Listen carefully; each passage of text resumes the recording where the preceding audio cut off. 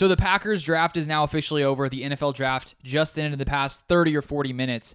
And I want to give my take on this entire draft by Brian Gutekunst, and at the end I'll give my grade on what I think the Packers did in this draft.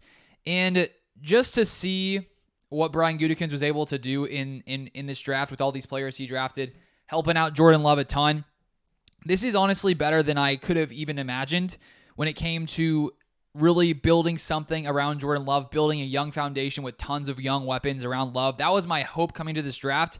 And Brian Gutekunst did much more to help Jordan Love than I honestly thought he would. I thought he would come in, draft a few, maybe a couple weapons, but he drafted, if we count them all up when it comes to tight end wide receiver, Luke Musgrave, 1, Jaden Reed, 2, Tucker Kraft, 3, Dontavian Wicks, 4, and then Grant Dubose to end it off, 5. So overall, I love this draft by Brian Gutekunst. With Rodgers being traded away, with Love coming in and becoming the starting quarterback for the Packers in 2023, we knew that we needed to get Love weapons. Before this draft, we had Christian Watson, wide receiver, Romeo Doubs, and then a few other young players, Samori Toure, 7th-round pick last year, Bo Melton, who was signed recently in the past year, 7th-round pick from the Seahawks last year. All of us Packers fans knew that we needed to draft weapons, and it looks like now with this young core coming in here, Brian Gutekunst seemed to want to move on from some of those veterans, which is going to give lots of these young guys a ton of playing time to develop with Jordan Love. And so to start off this draft with Lukas Van Ness, Jackson Smith-Njigba was available there. I was honestly hoping we would pull the trigger on Jackson Smith-Njigba, but now looking at what followed, I do not care that we did not draft Njigba. And looking at Lukas Van Ness, I love that pick at 13. Has a ton of upside there at 6'5", incredibly powerful, fast edge rusher who can also play inside, and we knew that edge rusher was a big need. And with Rashawn Gary coming back from his ACL injury, we don't know when he'll be back. Will he start the season? Will he come in, a few weeks later? Who exactly knows? We don't know. There's some uncertainty there. So it helps in the short term, but it also helps bolster this Packers defensive line that lost a few pieces this past offseason with Dean Lowry leaving, as well as what's his name? I'm forgetting his name right now. Jaron Reed as well, also leaving this Packers defense. So that was a huge, first pick there. A guy who I think has a ton of upside. Brian Gutekunst talked about how he has unlimited potential, and I think the Packers have shown by drafting a guy like Rashawn Gary a few years ago, who had a ton of crazy physical traits. They developed him into one of the better edge rushers, if not, top 3, top 5 edge rushers in the NFL. So hopefully Van Ness can do that. And in the meantime, too, he can also play inside. So when Gary is healthy, Preston Smith, we could do Kenny Clark, Devontae Wyatt, Lukas Van Ness, and then Rashawn Gary. This Packers defensive line is looking really nice, and that's after just reading the first pick, and we bolstered that throughout the night.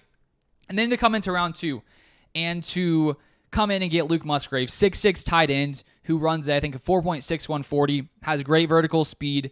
So Brian Gutekunst comes in and gets his first weapon of the draft for Jordan Love. Little do we know, he had a lot more in store for Jordan Love when it came to weapons. And so to start off with a tight end, where we lost Robert Tonyan to the Bears. We also lost Mercedes Lewis, who has not been signed. I like that first pick there.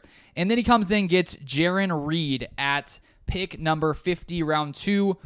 And Reed wasn't really a guy who was, really on my radar. But after this pick and after seeing just how versatile he is, he can play outside, he can play in the slot.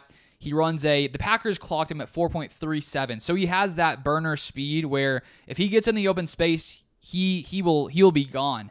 And so to be able to have him to play slot while Christian Watson and Romeo Doubs are on the outside, with Luke Musgrave at tight end, also Tucker Kraft, who we'll get to. This Packers offense just has a ton of weapons who can take it to the house on any play. Specifically, if you look at Christian Watson with 4.36 speed, when he gets the ball in the open field, he can be gone. Aaron Jones has that explosive ability. And now I think Jaden Reed is another guy who has that ability. And I posted this a little earlier this morning, I think, that I found some interesting stats from Matt Harmon. He does a thing called reception perception. And Jaden Reed was the best of these receivers in this rookie class when it came to beating press man coverage. I think he was 77% of the time he beat it, and about 70% of the time he beat man coverage. So he can get open, and that's what Jordan Love is going to need. A guy who is quick and speedy, has quick feet, and can get open right away, even if he's being pressed at the line. So great signing, or not signing. I guess he will be signed eventually, but great draft pick by Brian Gutekunst there. And then, honestly, before this draft, I said on this channel, if the Packers left the first 2 rounds with just one pass catcher, I would have been happy. Obviously, it helped to have the Aaron Rodgers trade go down because we got another pick and we were able to bolster that there.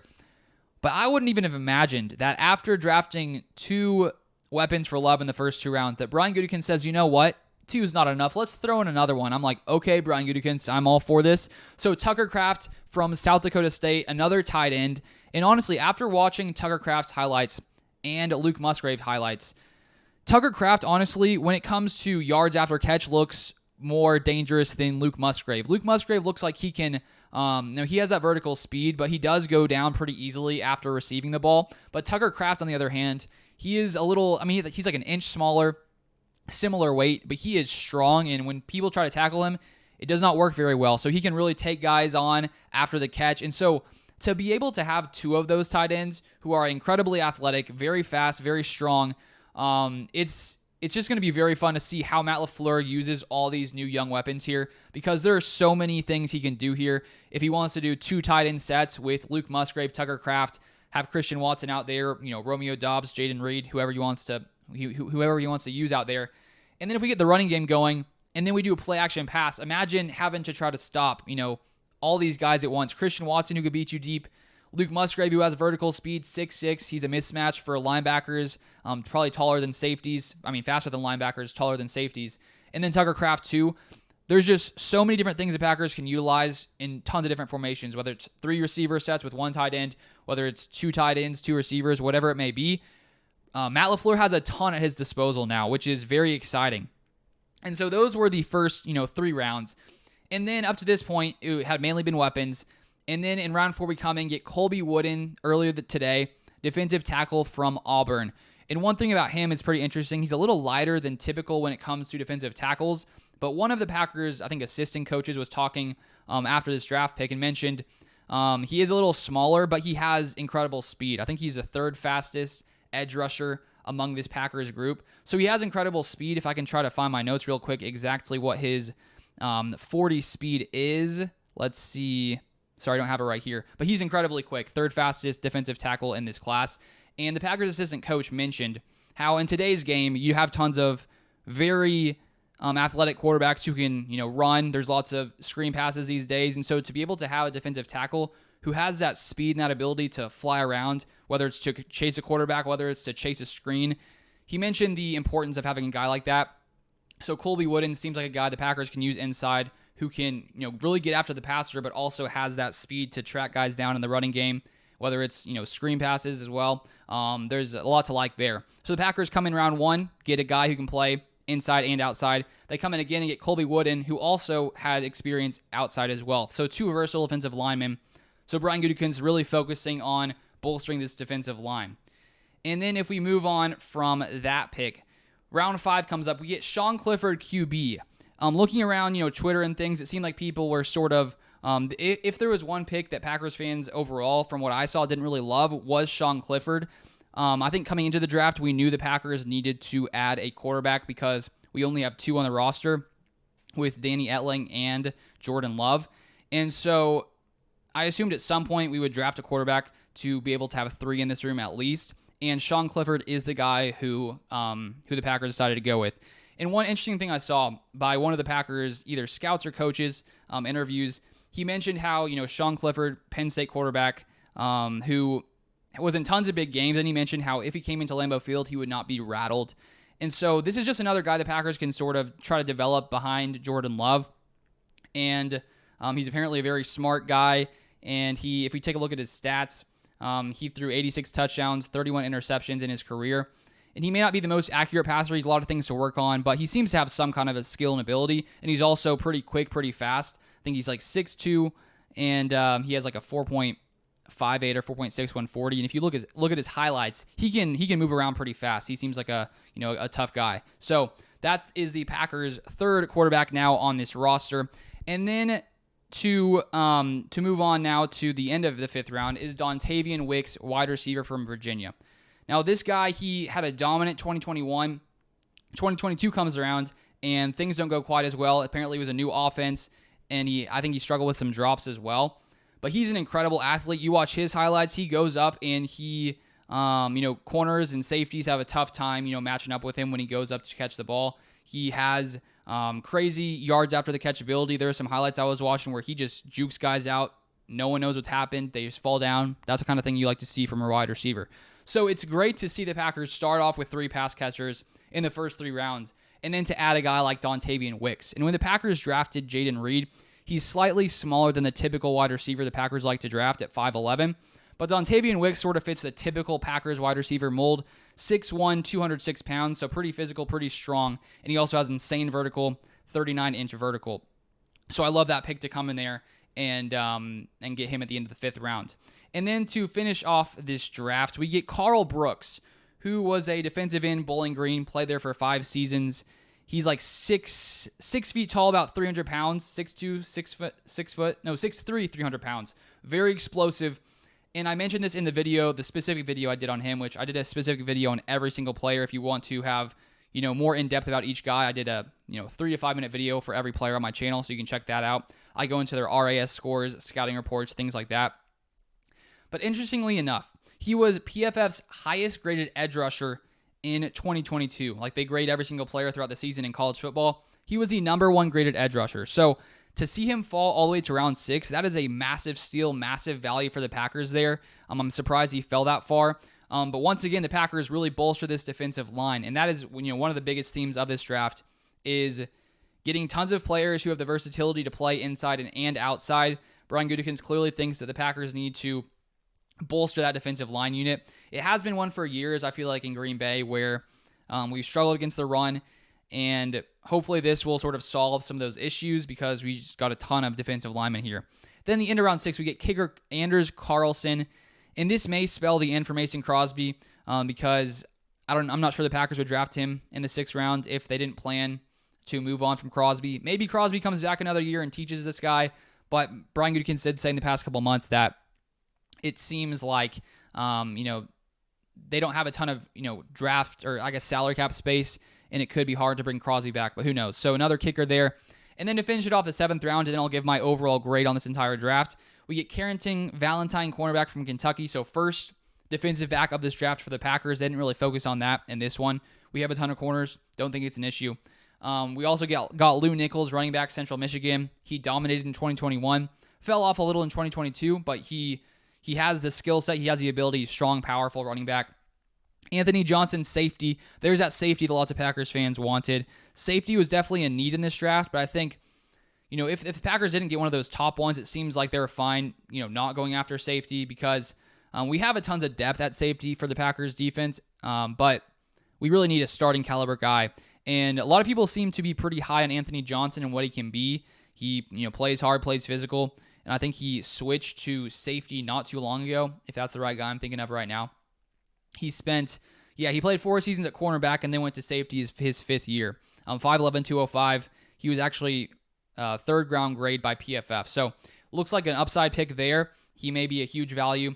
And then to finish it off, Brian Gutekunst was not done taking weapons. He takes wide receiver Grant Dubose from Charlotte, 6'2", 201 pounds, 8.78 RAS. So very physically gifted. And typically that's the kind of player the Packers and Brian Gutekunst like to target. Players who are big, strong, fast. Typically that's a good idea in the NFL. So I like that pick as well to finish it off. So overall, I was a little surprised at how many weapons Brian Gutekunst took, and considering that was the biggest thing, the biggest hope I had coming to this draft, Brian Gutekunst did a great job in this draft. And so when we look at all these picks, we look at all these weapons Brian Gutekunst gave Jordan Love, just looking overall at this draft and what the Packers did, I would say an A. But wait, I'm not done yet. There's a reason I'm making it an A+. So I think there's one thing that was a little underrated about this draft that hasn't really been, it's talked about a little bit, but I saw this at the end of the draft, and I thought it was crazy to see what Brian Gutekunst did. So at the end of, or in round 2, we were sitting at pick 45. Then we trade back with the Lions to pick 48. Which pick did we get from the Lions in that trade? We got our 2nd, 5th round pick, which Brian Gutekunst used on Dontavian Wicks, who I think has crazy upside if he can really reach that potential we saw in 2021. So to move back 3 picks, and then with that 5th round pick, get a wide receiver who is insanely athletic, 6'2", I think he said, over a 9 RAS. to be able to only move 3 spots and get a player of that caliber who has a ton of potential is just, I think, a completely underrated move by Brian Gutekunst. Crazy move. And I think when you hear, oh, you only got a 5th-round draft pick, part of you is like, okay, like even in the moment, I was like, okay, a 5th, I guess that's okay. What? Who knows? But then to see who we got with that pick, so instead of just getting Jaden Reed at 50, we also got another receiver by just moving back 3 picks, which is crazy. But we did move from 48 to 50 to get Jaden Reed as well. And from moving from 48 to 50 with the Bucks, I believe, we got another 6th-round pick, which one of them we used on Carl Brooks, who is that player who from Bowling Green, who PFF had as the highest graded player in 2022. So because of that move to move back 6 spots from 45 to 51 to draft Jaden Reed, we got an additional 2 players who I think have crazy upside. So Brian Gutekunst, I think, dominated this draft. Honestly, there's nothing I would have liked to see more of in this draft. I think that the focus, I think, should have been receiving talent. And that's exactly what the Packers got, much more than I thought they would. 3 wide receivers, 2 tight ends in this draft, which is incredible. And so that's why I give this Packers draft an A+, because it really went above and beyond my expectations of what the Packers really would do in this draft when it came to helping Jordan Love. And I think that also to be able to bolster the defensive line and get so many players that have a crazy upside and crazy physical traits with the Packers like to target. I just love this draft class. And I think now to look at this Packers offense, from last year, Brian Gutekunst came in and gave the Packers some weapons in Christian Watson round 2, and then also Romeo Doubs. To now add all of these guys to this Packers receiver room and the tight end room, it really excites me for 2023 because there's so many different weapons with some great skill sets. And hopefully Jordan Love can come in this season and really, I guess, live up to expectations lots of us Packers fans have for him. So, Jordan Love now does not have any, lack of weapons, and I would assume that he is sitting there at home right now, probably thinking to himself, I like this. Thank you, Brian Gutekunst. This is what I need. This is what I needed. So I love this draft. Please comment your thoughts down below, what you think the Packers, what you think their grade should be. And if you want to stay up to date with all Packers news, that's what I cover on this channel. So thank you so much for watching. I do appreciate you guys a ton, and I'll see you guys next time.